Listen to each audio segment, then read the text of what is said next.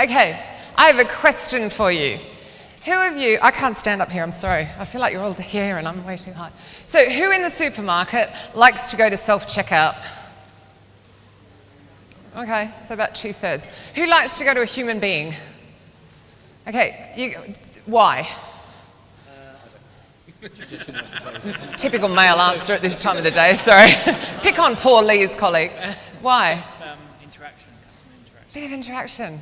Quite amazing, right? So some people still want to go to a human being for their grocery shopping. Just think about that for a minute. So I was actually working in the bank when they told us that the teller machine was going to completely replace us all. Yes, I'm that old. Actually, not quite. They've been around 50 years. But there are still tellers in the bank, right? In fact, here in Bristol, you can find these tellers. They all are working in the bank, and you can go in for a mundane transaction like withdrawing or depositing cash and talk to a human being. Because some people want the human interaction. So what do these technology providers truly think when they tell recruiters that we're going to be replaced by AI and robots? Because are we? For something as important as somebody's career? Nah, I don't believe it. Anyway, I'm Katrina Collier, as just briefly got said. I'm not going to waffle on too much about myself, but I'm a big champion of Be Human. I've been robot-proofing recruiters for years. I've been teaching sourcing and social recruiting. Every Friday at 3 o'clock, I run the Social Recruiting Show where we interview somebody from talent acquisition and are most irreverent. Please do not watch it without a headset on because we swear, because I'm Australian and I can't help myself. And I have also just written the Robot Proof Recruiter, which is all about the fact that you cannot be replaced by technology, but you can use it to support you. So this is a bit what this is about. More importantly, I've had the honour of travelling to all of these places to speak and to train, and these are a handful of my clients, including Wiltshire Council, and I know some of the girls here work with Jane Graham somewhere in the room. They might have gone. You guys, hi, because she's not here, because she's ill. So this is actually what recruiters are telling me. This just isn't my opinion. This is what you guys are saying to me, which I think is quite important. So, as you know, job seekers have concerns. Actually, who of you changed jobs recently? Yeah? Was it fun? It was. I've ended up setting up my own limited company to contract and then... Because it was such fun. Yeah, it was so much fun. Yeah. And who else put their hand up? Were you treated like badly or? Yeah, it's great, isn't it? I think the exit process from a lot of companies is bad. So job seekers have concerns, and I assume you guys had something like this, going out of the frying pan into the fire, worst environment. There's that fear that was going through your head as you're changing jobs. Being represented badly, so perhaps the recruiter within the organisation or an agency recruiter not really understanding what you're about and misrepresenting you and actually costing you an opportunity. That happens as well. I was talking to Andre that works at Facebook, and he's a tech recruiter, and he said a lot of people don't want to talk to him because of that. They would rather network their way to the job than actually speak to a recruiter at all, in-house or on agency side. Lack of clarity and certainty, not really knowing where they are in the process at all through the whole thing, which I'm sure you had happen as well, where you just like, what happened? It was Neil, wasn't it, from Reed, that was saying people want to know, they want the closure, just like we do in all relationships. And of course, starting and failing. You start, you fail, you're out, you're sitting there under London Bridge with your begging bowl going, oh my God, what am I doing? I can't pay my bills. Really genuine fears. And I think day to day we forget about this. And if we remember all of this, then we'll never be replaced by technology. The only one I think, that actually was a robot thing, I don't know what happened to it. The only place I think the robots can really help us and technology can really help us is in that clarity and certainty. That's, I think, where we should really, really amp it up. So, moving to a bad environment, that first one. Back in my day, when you looked for a job in the newspaper, if you wanted to know what the environment was, you had to pick that thing up, otherwise known as a telephone, but some of the people in the room know what that is. And you'd call people, it was amazing, you'd dial it, yeah. You've all seen that brilliant video, haven't you, with the kids that know, yeah, it's the best. Anyway, you would dial up and you would be able to reach 5 people and perhaps find out what your organisation was like, what it was like to work in there, how you were going to get treated. Not so today. Today, of course, you all know about Glassdoor, yeah? Have you all looked yourselves up on Glassdoor? Have you all looked up your interview reviews on Glassdoor? Genuine, who has? Yeah, shocking, aren't they?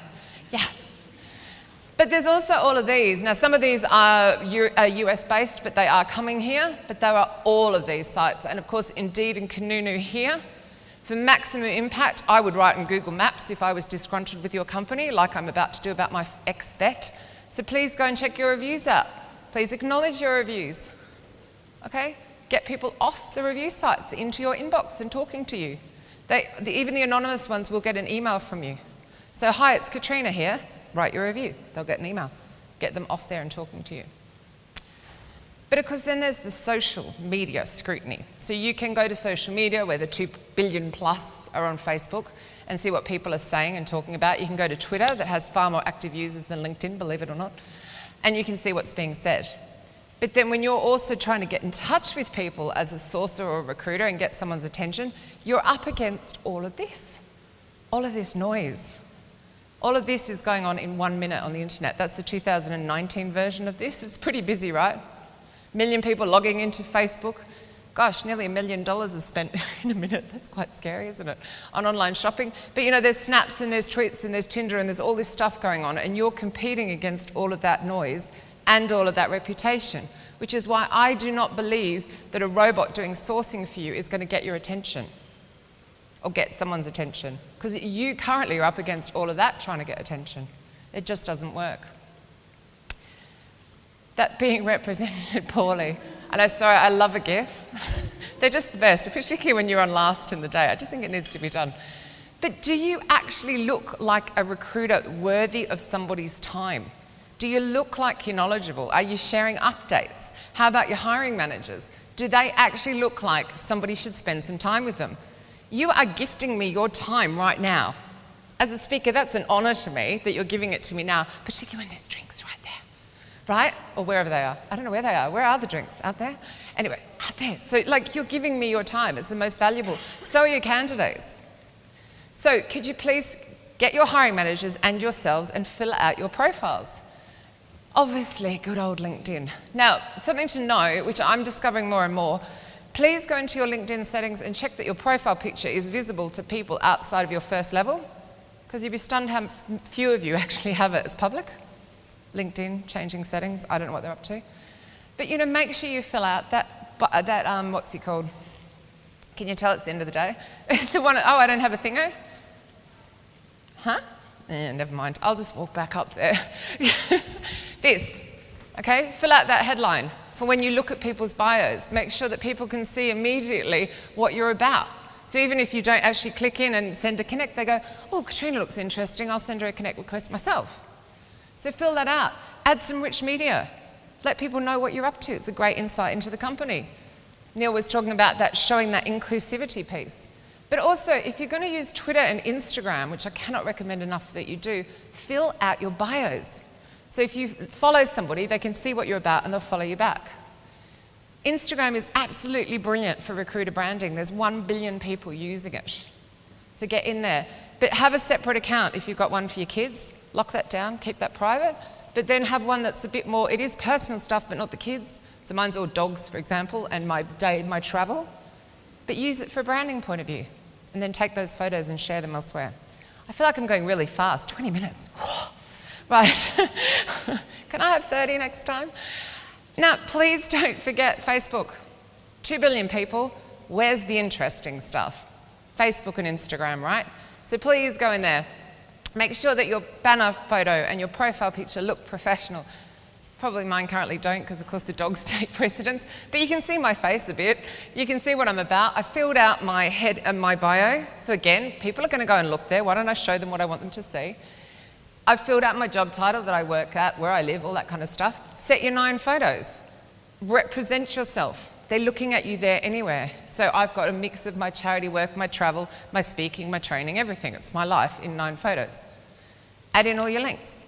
So if people go and look at you there anyway, they're going to see what you want them to see. So you look deserving of someone's time. Right. How many minutes have I got? I could spend like 20 just on this topic. Okay, who here has had a candidate ghost on them? Okay, quite a few. Do you guys know what I mean, or shall I explain what ghosting is?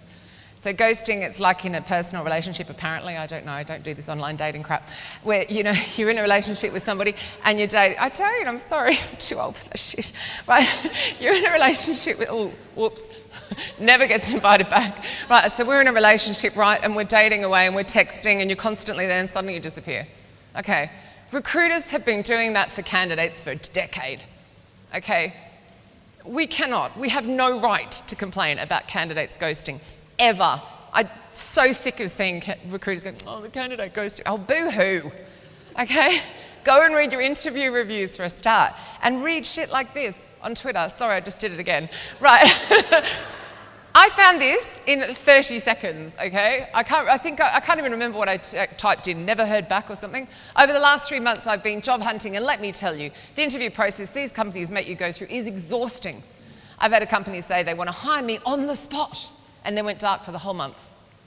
Is a month on the spot? Then they had the audacity, after a month of ghosting me, to expect me to drop everything to speak to the hiring manager. No, I told the recruiter, I'm no longer interested in this role. You all have played with my time and my emotions enough. Thank you, but no thank you.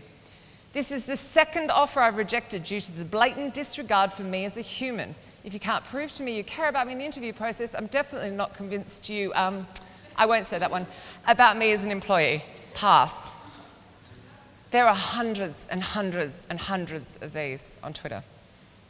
So please stop complaining about candidates ghosting. Let's step up, treat people better. We're the people that bring in the people, right, that make the company a success. Let's treat them better so that this doesn't happen. Let's give them that certainty and clarity. Give them some social proof that you do genuinely look after your people, because that's what they're looking for. Neil was talking about that, wasn't he? That inclusivity piece. It's okay to have the diversity, but actually do people feel like they belong and they're welcome? Really, really easy to show. Do any of you have a corporate hashtag in your company? A few of you? So you could have like Life at CA, Life at, what else have we got there? Life at Expedia, Life at PwC. So they're just a hashtag that all the employees know that they can use, and when they take their photos and share their photos, they use that hashtag. That gives your corporate marketing the permission to use that photograph as well. So you'll have here Life at Dell. This is the official employee repost account, experience the everyday life at Dell. So when people are looking, deciding if the company is worth talking to, if the recruiters are worth talking to, they can see all this stuff. And you'll get cute things like this. You know, a little employee, future employees sitting there when the real boss is at home getting the work done, etc. They're real moments, they're real reassurance to people that you're worth that time, that you're going to look after them. So they'll see it in the reviews and in the poster sharing. Again, on the inclusivity piece, do any of you know who ThoughtWorks are at all? IT consultancy. They do this exceptionally well. And also, you've probably had Natalie Glick speak, haven't you? She's awesome. This is their blog, which is on their main website. You go in, you click Insights, boom, there it is. And there you'll see Dial D for diversity, inclusion, and in corporate India. They've got posts from their transgender employees in there, real heartfelt stories from their staff. Free, just a bit of time for somebody to write a post and share it in there. So when the people are looking at that company, and they can go, wow, they allow people to write on their main blog, on their main website, not tucked away in the career site, right there, I want to talk to them, I want to work for them. Simple as that. And then that starting and failing, which was the final of the 4 fears. Carbon Black do this really beautifully. They just set out the process. This is free to do as well. It just goes through all the Recruiter Scream SME on-site video interviews, everything you're going to step through. And then you get to this offer and then hire. Once the written offer is accepted and all pre-employment tasks are completed, our recruiter will touch base with you regularly. Will they? Yeah, hopefully they will. So this is usually when candidates ghost. For some reason, we're so arrogant that in a potentially 4-week to 3-month notice period, that these highly sought after candidates are actually going to take our offer. Well, I don't believe that they are.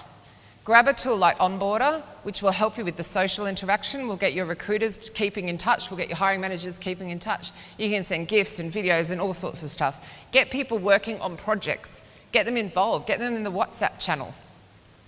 Okay, send them a book. Do something. Make them feel like they've already started. Or you will lose them, and this is where you will lose them the most. And then also with have a buddy program or a mentor program from this point right through to 6 months. And you're probably going, well, hang on a minute, I'm the recruiter. This is where I hand it off to HR. Yeah, but this is what stops you hiring again. because it comes back to bite you on the butt, sorry, whatever I just said. Oops.